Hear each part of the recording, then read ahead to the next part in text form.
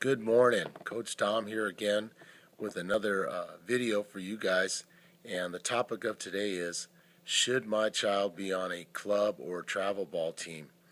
And folks, I got to tell you, I got to give you a little background. I coached high school football for almost 20 years, track and field for 9 years at a large high schools in the Los Angeles area. I stopped for about 11 years to raise and irritate my own children, and I just wanted to share some of the lessons that I've had along the way concerning travel ball or club teams. Again, you got to look at each child individually and see what's best. But what happens typically, the journey to ending up on a club team is you have a child who's probably good at a park and rec or a little league type of sport. They make all-stars. People that are trying to start a club team may approach you and say, hey, can your child be on our team? And these club teams in a lot of ways can be traveling all-star teams. And it feels good as a parent. Hey, my kid's an all-star, my kid's pretty good. Let's go do this travel ball. It could be a lot of fun. We could travel to other little cities and play games all day on Sundays or different days of the week, have practices throughout the week. It's not a bad thing. The child gets to hone their craft. They get a little better coaching, or they get more opportunities to practice this game or skill that they're working on. But I did want to make you guys laugh. I call it the sofa test of how to decide if this child needs to be on a travel team or not. If your child needs a stick of dynamite underneath the sofa cushions to get up off the sofa, to get to the car, or to get to a practice session or to a game, and you need dynamite to get them off the sofa into your vehicle to get down to the whatever event you're doing for this club or travel team, your child probably should not be participating in this type of thing. If they're always grabbing at you and going like, hey, Mom, hey, Dad, hey, Uncle Fred, you got to get me. I got to go to practice right now. I want to do this.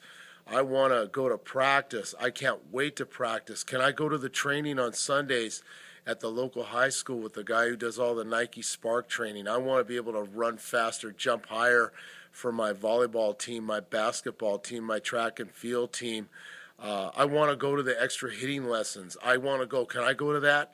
And even if your child is average or above average, and a lot of parents, if you have the wherewithal, you realize this journey is short with your kids, then yeah, you go work that extra job and you take that child to be on that club team, that travel team, the extra coaching, the other training, because they've got an interest, they've got a passion. You want to feed that passion, keep them busy, have them run around with other like-minded people who are not afraid to work extra.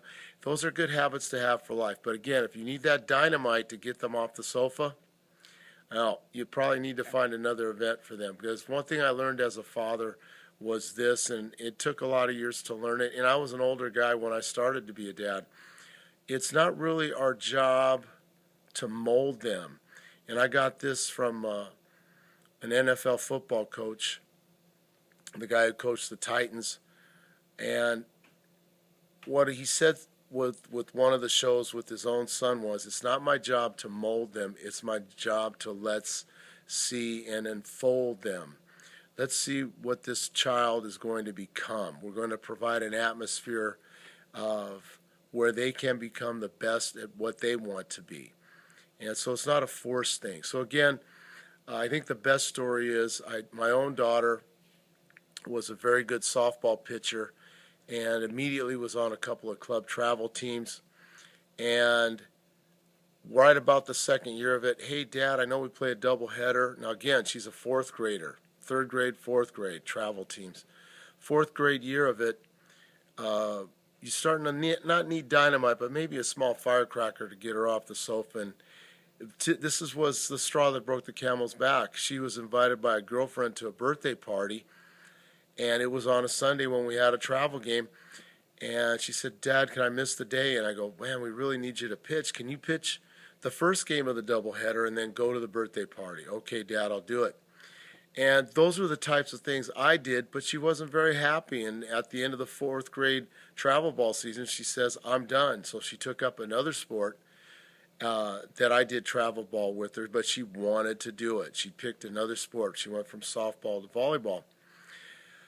Later on in the journey, she went to a small religious private Catholic school, and she got the desire to play softball again. It was fun, and she did it her last 2 years of high school. And again, because she was a good athlete, and because she was an ex-all-star from back in the day, her skills were still pretty good. And once she sharpened them up at a small division school like the one she went to, she was a dominant player. And she said something to me after her last playoff game that she ripped a couple of doubles and made some great plays in the field, but their team ended up losing, which typically happens in the playoffs. We all don't get to win our last game.